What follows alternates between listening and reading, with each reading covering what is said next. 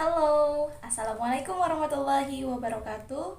Di sini saya akan mereview buku online yaitu Cerita Rakyat Nusantara 34 Provinsi plus bukti otentik dalam cerita.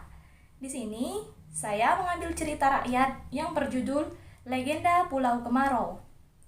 Cerita ini dari daerah Sumatera Selatan. Yang pengarangnya yaitu Dini Ayu. Ini adalah tampilan dari buku tersebut. Di sini saya akan menceritakan ringkasan dari legenda Pulau Kemarau. Pada zaman itu, tersohorlah seorang putri dari kerajaan Sriwijaya yang bernama Siti Fatimah. Wajahnya menawan dan berperangai lembut, serta tutur katanya yang sopan dan santun. Bersamaan pada masa yang sama, datanglah seorang pemuda dari negeri Cina bernama Tan Bun An. Mereka berlabuh di negeri Melayu dengan maksud berdagang dan menjalin kerjasama dengan Raja Sriwijaya. Kemudian, Tan Bun An menemui Raja untuk menyampaikan maksud kedatangannya. Raja menyambut dengan baik dan ramah, tetapi ada syarat jika Tan Bun An ingin tinggal di Sriwijaya.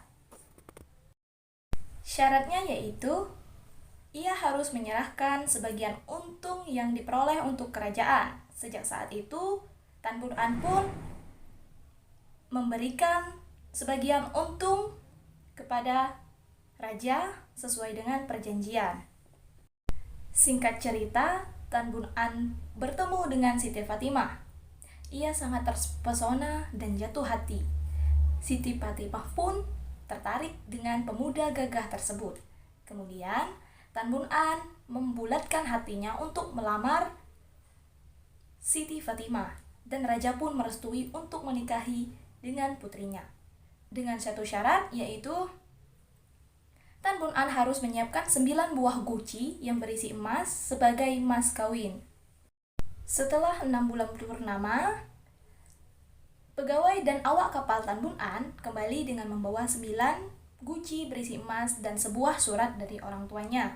Lalu, Tan Bun An membuka guci tersebut dan terkejut melihat isi dari guci yang berupa sayur-sayuran yang sudah busuk.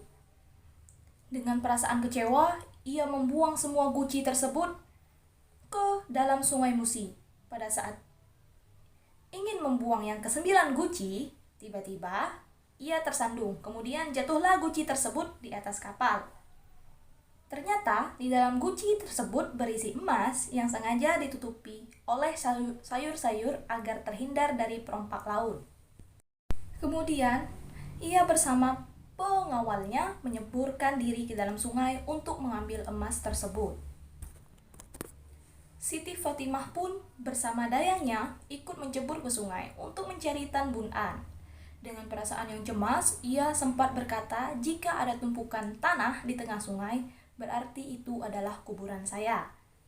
Penuturan dari Siti Fatimah.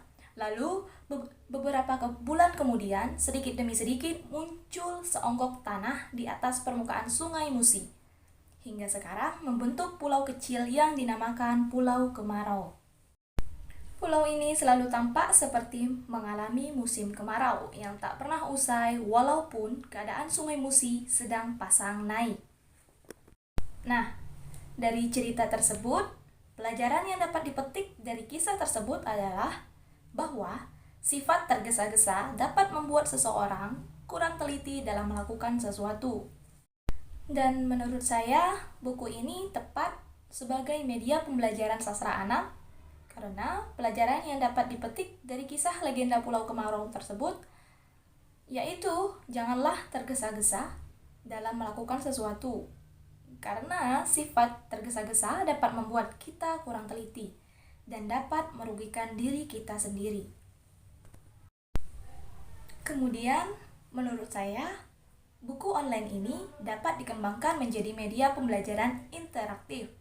Karena buku ini sebagai alat bantu berbasis multimedia yang dapat menjabarkan pesan atau informasi dari guru ke siswa ke dalam prosesnya terjadi komunikasi aktif antara guru dan siswa.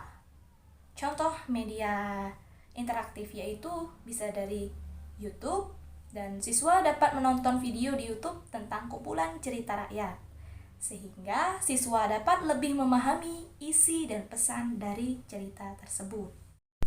Itulah hasil dari review saya terhadap buku online cerita rakyat yang berjudul Legenda Pulau Kemarau. Sekian, terima kasih. Wassalamualaikum warahmatullahi wabarakatuh.